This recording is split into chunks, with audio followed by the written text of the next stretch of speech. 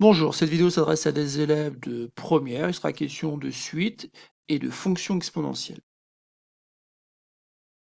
Donc une propriété que je ne vais pas démontrer dans cette vidéo, puisqu'en fait, à chaque fois qu'on se trouve dans un exercice, on est amené finalement à redémontrer cette propriété dans un cas particulier.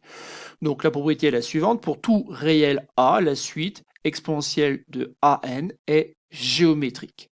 Donc on admet cette propriété et on va voir comment on utilise en fait ce qu'on sait sur les suites géométriques pour démontrer justement que toute suite de cette forme-là est géométrique. Donc ici par exemple, si on considère la suite définie pour tout entier naturel n par un est égal à exponentielle de 3n, eh ben on va être amené à démontrer que cette suite est géométrique et justement on va préciser du coup la raison. Donc pour cela, il faut simplement se rappeler que pour démontrer qu'une suite est géométrique, on essaye d'écrire une relation de la forme u indice n plus 1 est égal à Q multiplié par U indice n. C'est ce qui caractérise les suites géométriques. On passe d'un terme suivant en multipliant toujours par une même quantité qui est nommée par la lettre Q et qui s'appelle la raison.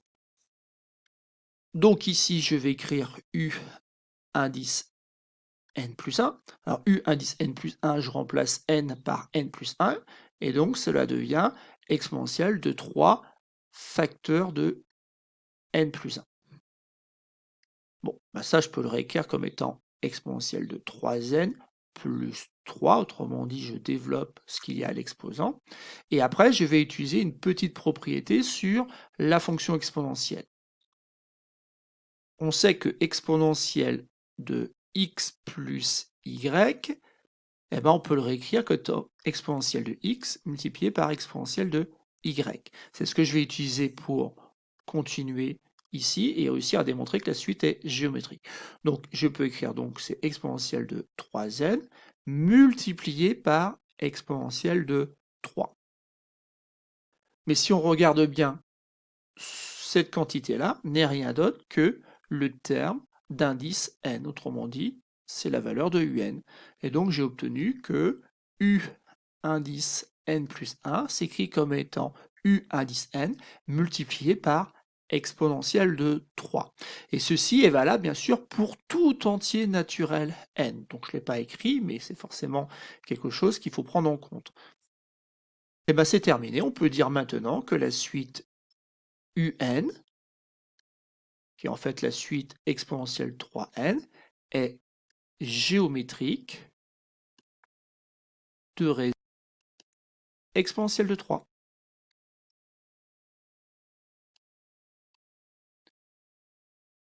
Alors bien sûr, on peut se poser la question du premier terme. Alors, le premier terme, il est tout simple ici, c'est u0. Donc on peut écrire que u0, qui est égal à exponentielle de 3 fois 0, eh ben, il vaut 1. Donc voilà, donc c'est tout pour cette petite vidéo. Il est bien sûr question parfois dans les exercices de suite un peu différentes. On pourrait très bien avoir une autre quantité ici devant l'exponentielle, par exemple un 7. On ferait le même raisonnement et on obtiendrait que la suite serait encore de raison exponentielle de 3, mais par contre, au lieu d'avoir un 1 ici, on aurait plutôt un 7 pour la valeur du premier terme.